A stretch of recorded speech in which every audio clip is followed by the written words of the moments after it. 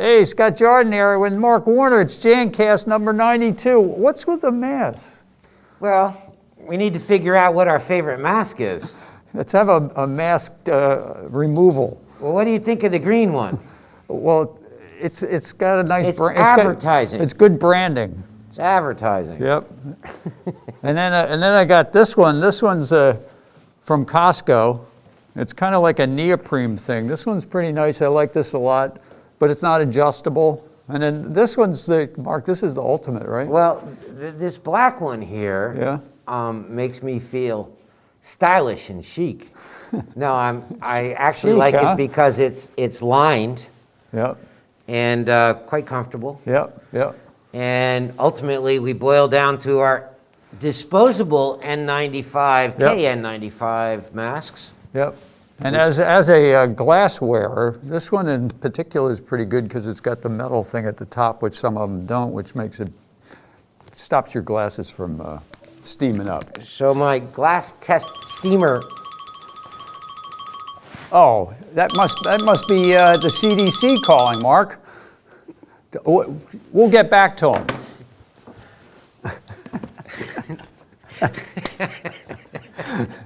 Oh boy, well we're just going to keep going because that's the way we do it here. That's how we roll. Yeah, Jancast number 92, April 1st, Note 2021. Turn your ringer off. No, that was the CDC calling. There was. Yeah. Dr. Birch and Dr. Fauci wanted our opinions. They wanted to talk about the COVID spikes. That's true. Which is exactly what we were going to talk about. And that is absolutely not necessarily very funny. Yeah, but it's the COVID spikes are going on, and we would have really preferred that they would continue on a downward trend. But especially because some of us haven't received vaccination yet. You were able to, but I'm playing whack-a-mole. Yeah, it's crazy. You can't get an appointment anywhere. Particularly in Pennsylvania for some reason. I'm not sure why. We'd like to hear from you folks out there how you're doing with getting your shots, but we just have a bad impression of Pennsylvania. Well, it's a challenge for sure. The county I live in operates very different from Philadelphia County.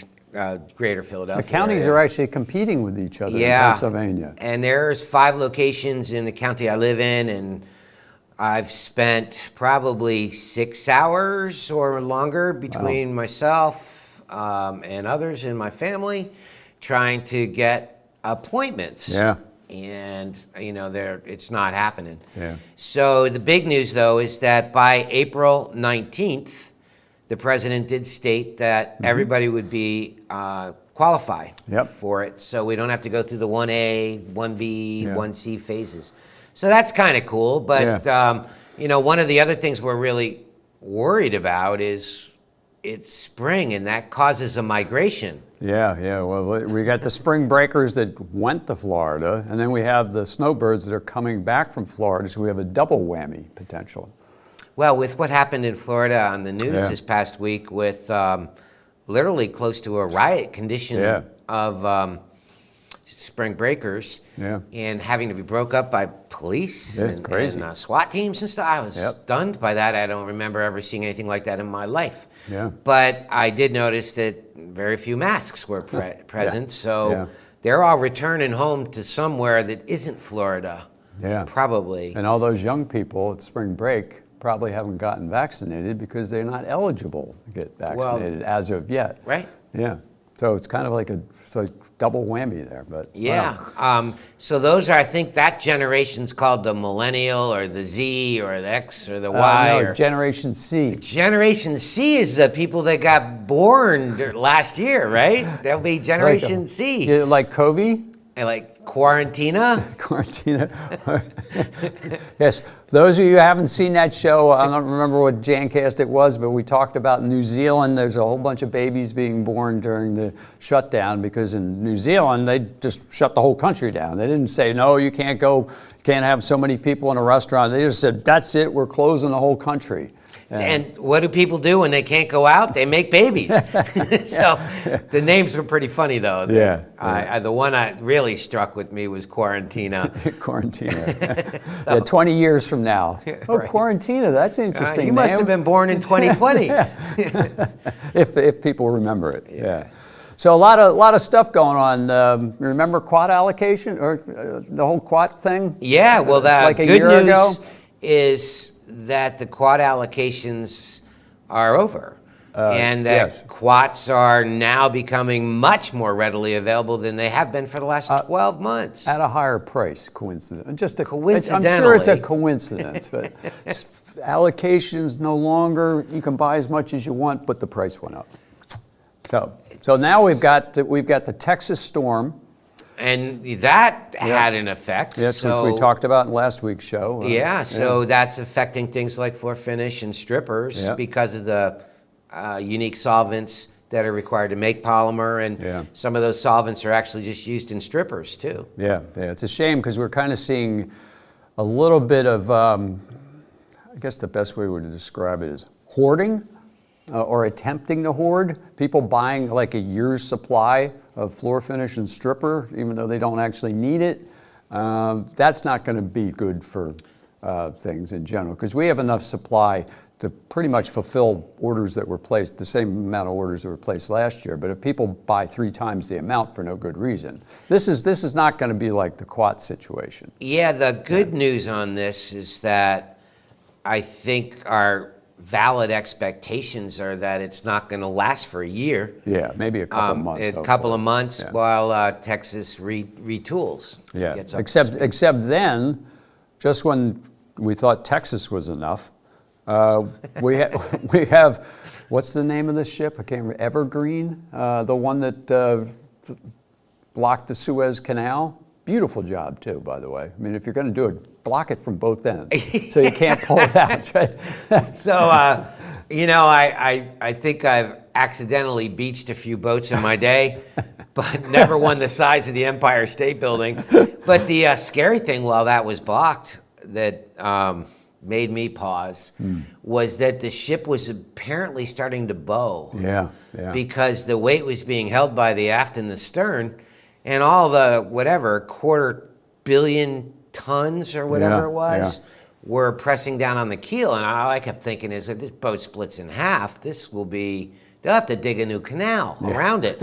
But they floated it. But the problem we have is we have no idea what was, we know what was on that particular ship, but there's 120, 100 plus ships were stuck behind it. I think it was more like 400, and that they were going to reduce the backlog by running 150 boats a day through the canal. So what's on all those ships that were stuck out there in the Red Sea or wherever waiting to get through? I mean, that's going to cause more problems. Well, you think about what comes from China.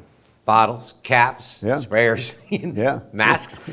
So a lot of the things that we've come to realize are not in short supply anymore, all of a sudden maybe Suez Canal caused a ripple. Unfortunately, I mean, we're certainly not going to do it, but I think people use this as an opportunity to put price increases through and say it's all because of the shortage, and if there's a shortage or not. I'm not pointing fingers, but seems like a byproduct of these emergencies that people kind of now are using them, unfortunately. Well, it's kind of a sad statement because we're seeing this pattern. Last year, we saw hoarding of masks.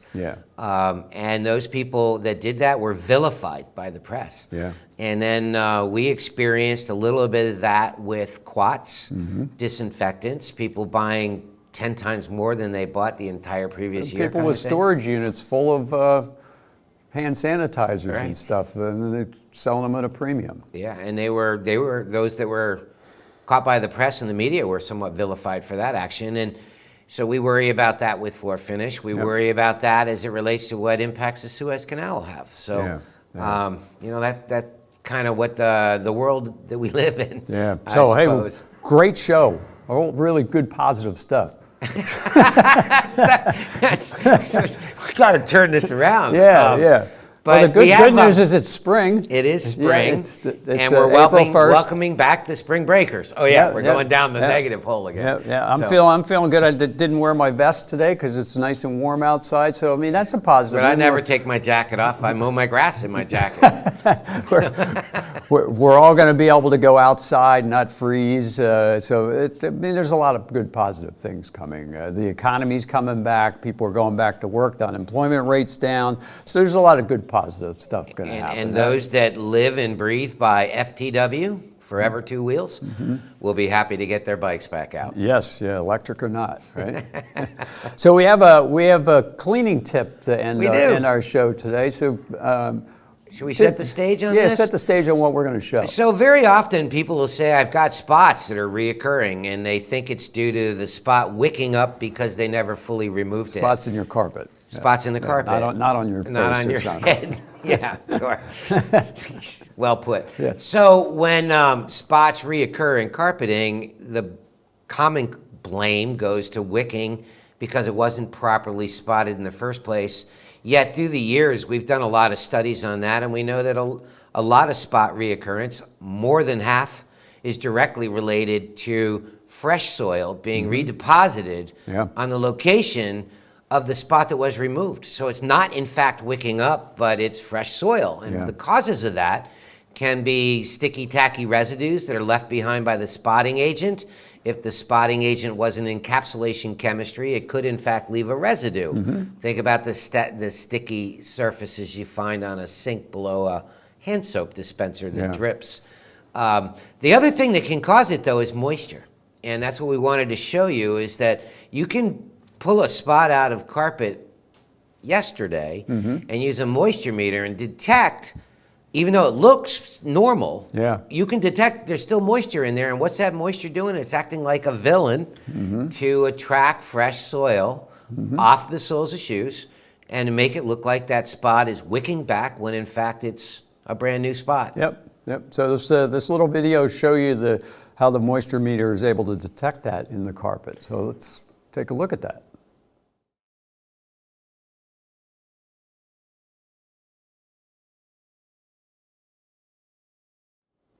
Well, that's a good reason to have a tool like that. And the reason that what that teaches us is that because there is moisture that's left behind, it's absolutely critical that you do one of two things. One is that every spotting agent that's used needs to be rinsed. So at least you minimize chemical residue from being part of the attraction. But the number two thing is, if you're fighting all that, why not go to an encapsulating carpet spotter that would dehydrate into a pepper-like soil and vacuum away? No more problem. Perfect. Little self-motive, I might know promoting where I could get some of that stuff. So we covered a lot today, Scott. Yeah. Well, hey, what mask do we put on since we got to go back to work? Huh? Well, I think that we have lots of choices here. Yeah. Let's go back to the Bullen brand. Stay safe, it says on there. You can't see it probably. But thanks a lot for tuning in. Thanks, everybody. April 1st. Stay safe and warm and enjoy the nice weather.